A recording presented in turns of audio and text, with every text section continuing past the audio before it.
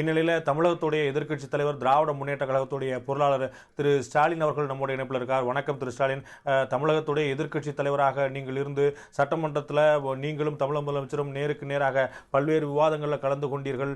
அரசியலில் இரு துருவங்களாக இருந்தாலும் கூட தமிழக முதலமைச்சருடைய பதவியேற்பு விழாக்கு நீங்கள் வரிசையில் உங்களுக்கு எங்கே இடம் ஒதுக்கப்பட்டிருக்கு என்று பார்க்காமல் நீங்கள் பெருந்தன்மையோடு நீங்கள் 10வது வரிசையாக இருந்தாலும் பரவாயில்லை என்று எந்த சலனமும் காட்டாமல் எந்த அதிருப்தியும் காட்டாமல் நீங்கள் அமர்ந்தீர்கள்.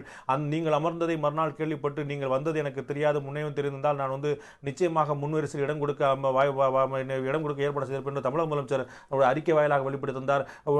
என்ன அரசியல் மாற்றங்கள் தாண்டி இருந்தாலும் உங்களுக்கு இடையில ஒரு சம வயது, சம புரிதல், ஒரு தெளிவான அரசியல் அடுத்த கட்டத்துக்கு நடத்தி செல்லக்கூடிய 2 இளம் தலைவர்கள் என்று பார்க்கப்பட்ட நிலையில் தமிழக முதலமைச்சர் ஜெயலலிதாவுடைய மறைவு உங்களுக்கு எத்தகைய தாக்கத்தை ஏற்படுத்தியிருக்கிறது திரு ஸ்டாலின் அவர்கள்?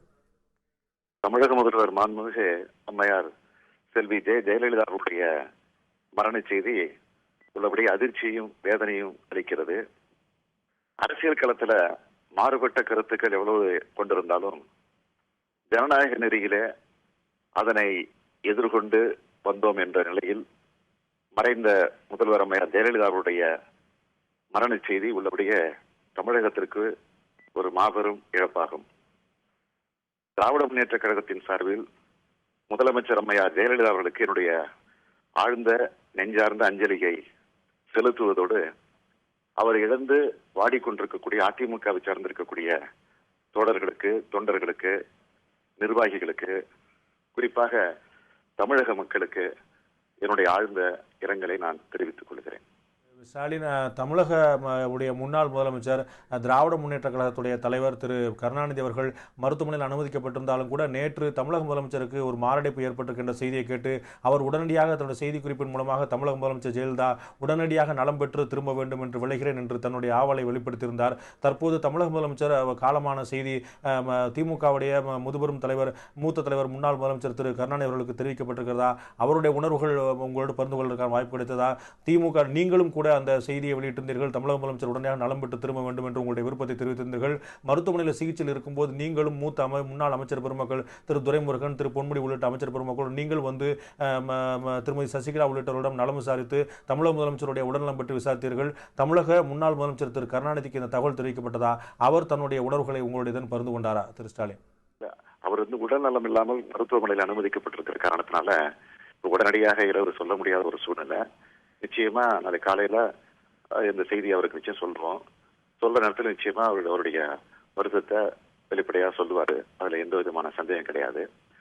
ஆக இன்னைக்கு ஒரு பெண்ணாக இருந்து துணிச்சலோடு எதையும் எதிர்கொள்ளக்கூடிய ஒரு ஆற்றலை பெற்ற ஒரு சகோதரியார், ஒரு அம்மையார் இன்றைக்கு மறைந்திருக்கிறாங்க. உள்ளபடியே வருத்தப்பட வேண்டிய ஒரு அதிர்ச்சி தரத்தக்கக்கூடிய ஒரு செய்தியாக அமைந்திருக்கு. குறிப்பா நீங்களே சொன்ன மாதிரி அவர் இந்த முறை சட்டமன்ற தேர்தலில் வெற்றி பெற்று முதலமைச்சராக அவருடைய முதலமைச்சர் பொறுப்பையும் அமைச்சரவை பதவிகளையும் ஏற்றுக்கொண்ட விழா நடைபெற்ற போது நீங்களே குறிப்பிட்டது ஒரு 10வது வரிசை ஒரு எதிர்க்கட்சி தலைவருக்கு ஒதுக்கப்பட்டிருந்தாலும் அது ஒரு பெரிய சர்ச்சையை அன்றைக்கு ஏற்படக்கூடிய ஒரு சூழ்நிலை அமைந்தாலும் முதலமைச்சர் அம்மையார் ஜெயலலிதா அவர்கள் அந்த செய்தியை கேள்விப்பட்டு உள்ளபடியே அதற்காக நான் வருத்தப்படுகிறேன் என்ற வெளிப்படையாக ஒரு செய்தி சொன்னது உள்ளபடியே அவருடைய பெருந்தன்மையை வெளிப்படுத்தக்கூடிய வகையில் அமைந்திருந்தது என்று எண்ணி நான் மகிழ்ச்சி அடைகிறேன். எனவே இந்த பண்பாடு, இந்த நாகரிகம், இந்த உணர்வு வரக்கூடிய காலகட்டங்களில் இது கட்சி பாகுபாடுகள் இருந்து எவ்வளவுதான் கொள்கை மாறுபாடுகள், வேறுபாடுகள் இருந்தாலும் பிரச்சனை என்று வருகிற போது, நாட்டிற்கு, நம்முடைய இனத்திற்கு பிரச்சனை என்று வருகிற போது அப்பொழுது நம்ம ஒன்று சேர்ந்து குரல் கொடுத்தால் இன்னும் சிறப்பாக இருக்கும் என்பதுதான் என்னுடைய உணர்வு. திரு ஸ்டாலின், நீங்கள் ஏற்கனவே குறிப்பிட்டது போல நீங்கள் அரசியல் மேடைகளில் இன்னும் தேர்தலில் கூட நீங்கள் விமர்சனம் வைக்க போது கூட ஒரு முறை கூட தவறாமல் நீங்கள் அம்மையார் ஜெயலலிதா அவர்கள் என்று தான் சொல்லுங்க. அவருடைய வயதுக்கும் அவருடைய அனுபவத்துக்கும் அவருடைய அரசியல் தன்மைக்கும் நீங்கள் மதிப்பு கொடுத்து ஒவ்வொரு முறையும் நீங்கள் அம்மையார் ஜெயலலிதா என்று தான் வெளித்துக் கொண்டிருந்தீர்கள். பொது மேடைகளில் சொல்லும்போது கூட உங்களுடைய நடைபயணம் நமக்கு நாமே நடைபயணத்தின் போது கூட பொதுமக்களில் தேர்தல் காலங்களில் சந்தித்த போது கூட நீங்கள் ஒரு முறை கூட மாற்றி குறிப்பிட்டதில்லை. தமிழக முதலமைச்சராக இருக்கக்கூடிய அம்மையார் ஜெயலலிதா அவர்கள் என்றுதான் உங்களுடைய குறிப்புகளிலும் சரி, உங்களுடைய பேச்சுகளிலும் சரி எப்போதுமே அது இருக்கும். இருக்கும். இந்த அரசியல் நாகரிகம் தொடர வேண்டும் என்பது நீங்கள் பலமுறை வலியுறுத்தியிருக்கிறீர்கள். இப்ப தமிழக முதலமைச்சருடைய மறைவை கேட்டு அதிமுக தரப்பிலேயோ தமிழக அரசியலிலேயோ ஏற்பட்டிருக்கூடிய வெற்றிடம் இந்த ஒரு அடுத்த கட்டத்துக்கு இந்த நாகரிகமான அரசியலை வட மாநிலங்களில் இருப்பது போல ஒரு நாகரிகமான அரசியல் தமிழ்நாட்டுக்கு வர வேண்டும், அது அடுத்த கட்டத்துக்கு நகர வேண்டும் என்ற உங்களுடைய ஆவல் எந்த அளவில் இருக்கக்கூடிய வாய்ப்பு இருக்குது? இது தமிழக முதலமைச்சருடைய இழப்பு எந்த அளவுக்கு ஒரு அரசியல் வெற்றிடத்தை ஏற்படுத்தும் நீங்க நினைக்கிறீங்க?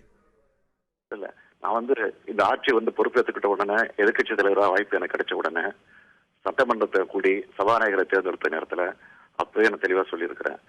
எதிர்கட்சி தலைவராக இல்ல, எதிர்கட்சி தலைவராக இன்றைக்கு நான் பொறுப்பேற்றிருக்கிறேன் சொன்னால் திராவிட முன்னேற்ற கழகத்தை பொறுத்தவரையில் எதிர்கட்சியாக அல்ல, எதிர்கட்சியாக இருந்து இந்த அரசுக்கு ஆக்கப்பூர்வமான கருத்துக்களை எடுத்து சொல்லக்கூடிய அந்த நிலையிலிருந்து எங்களுடைய கடமையை நான் ஆற்றுவேன் என்று நான் அப்போதே சொல்லியிருக்கிறேன். அதைத்தான் இப்பொழுது இருக்கக்கூடிய இந்த சூழ்நிலையிலும் அதை நான் வலியுறுத்துகிறேன், வற்புறுத்துகிறேன். அதைத்தான் தொடர்ந்து திமுக கடைபிடிக்கும் என்ற உறுதியை நான் தெரிவித்துக் கொள்கிறேன். நன்றி திரு ஸ்டாலின். இந்த நேரத்தில்